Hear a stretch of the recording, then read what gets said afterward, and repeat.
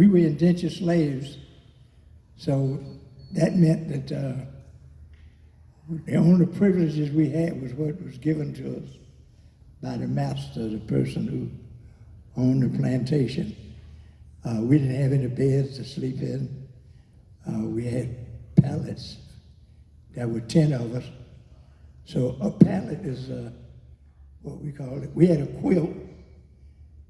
We slept on half of it and covered up with the other half. We got a sack, went out in the cotton field and packed it with cotton, and we made pillows. See, we didn't have, just imagine now how you would survive if you only had, the only thing that you owned was your little pallet, all your little personal items and things that you needed, you have to put it under your pillow. We didn't have cabinets, we didn't have any closet space to hang anything.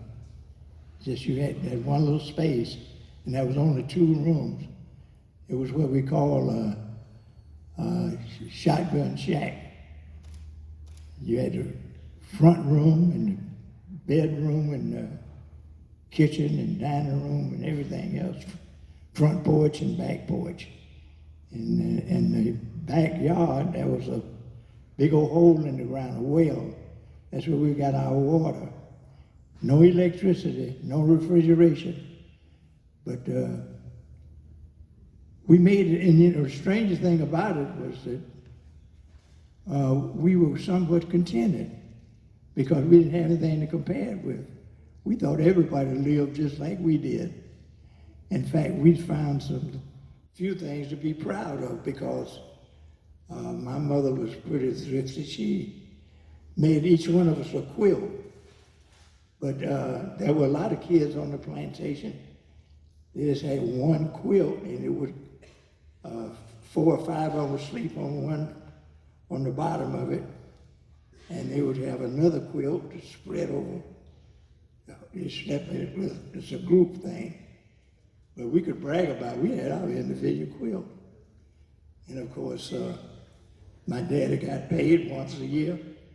Everything that we owned, everything that we ate, wore, all our clothing and stuff was purchased in the commissary.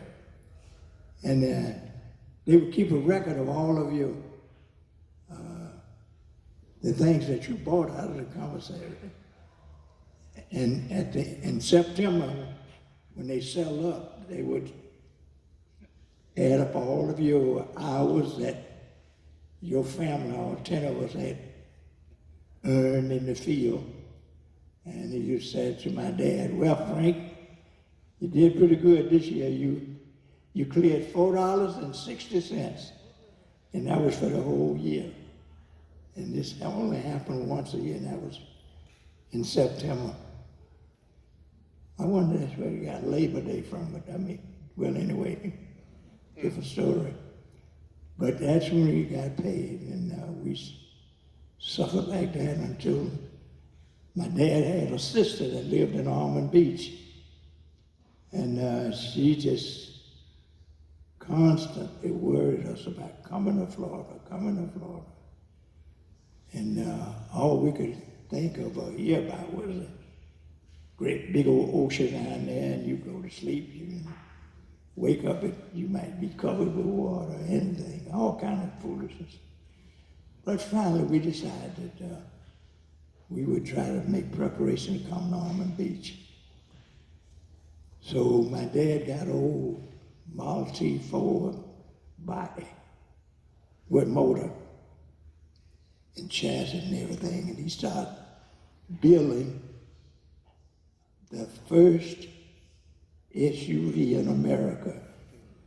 And this is what we loaded up one Saturday morning, that SUV that he made in Bonton. It made the Beverly Hillbillies look like millionaires.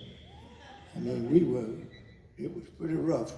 Well, everything we owned, we tied it on the side of that SUV. Even the few little chickens that we had, we brought them, the wash pot and everything. So we left that Saturday morning around 6 o'clock. And 10 o'clock that Saturday night, we arrived in Almond Beach. I mean, that's from 6 in the morning, and I can go to Cordia, Georgia now in 3 hours. So, but anyway, we made it through. And as we would go through these little towns, people would come out and stare because sometimes the cop would just follow us through the city, looking and trying to figure out who we were and where we were going and what we were doing or whatever. But we could only go 10 or 15 miles per hour in that little thing. But we made it on Almond Beach and that night at 10 o'clock. And boy, we saw electric lights, running water. We didn't know what. And that's where my book starts off, where we were pulling the lights on, and we reach up and grab the string and pull the light, and said, come on and pull it in. It's going back. It disappeared. We just having a lot of fun about that. And going into the toilet, we didn't have cell phones then. And just we can keep quiet for a minute. But anyway, that the bathrooms with the flush toilets and all of that stuff, because we had a little outhouse up in Georgia, and we never seen running water or anything like that. But we had a good time after we arrived in Almond Beach. But the biggest problem with the school system, because none of us could read or write, and we were all illiterate. And so you got all these big old kids, some of them almost grown, and we are going to Rigby Junior High School, and they're trying to figure out where we're going to place these guys. And I'm 11 years old, and so I finally end up in 3rd grade. And thanks heaven, I had a good teacher. Miss Leela Scott. She said, James Daniels, you're going to be a good student here. She gave me all kind of, made me feel like I was worth something. Because in Georgia, we were just a number. And in fact, right now, I haven't been able to get a birth certificate because they didn't make them for us during that time. And I can't go to Nassau because I can't get out of the state. I might not be able to come back. But anyway, she worked with me very hard, and I became a good student. At the end of that school year, I had straight A average, and she made me president of the class. I was happy, boy. I'm telling you, I waved my little diploma, was a card, graduation certificate, promotion certificate rather. And from the 3rd grade, she made me the president, and I was a good student. I made good grades. Went to the 4th grade. I did the same thing. They made me the president, the 5th grade. Same thing, 6th, 7th, 8th, 9th, and 10th. During that time, Almond Rigby only went to 10th grade. And you had to come to Daytona to get 11th and 12th grade. So when we finished the 10th grade at Rigby, they gave us a diploma because that was supposed to have been the end of our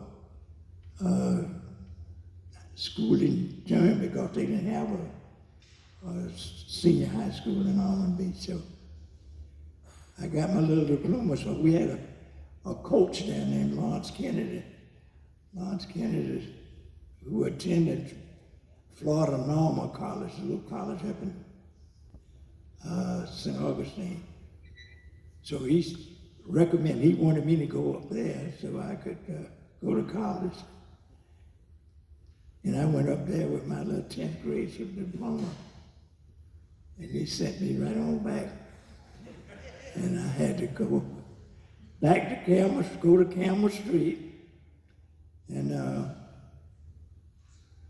get my 2 years. And so after I finished that, I went on to a little old college up in Tallahassee named Florida A&M University.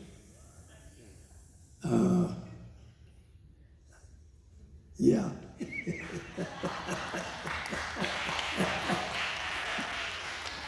Yeah, I ran up to the Rattlers, and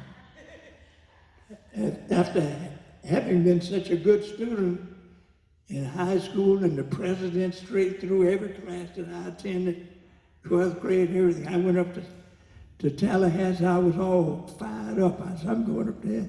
I'd be the president of the freshman class. And I had my little resume there from Almond Beach. And I was running against this guy out of Miami.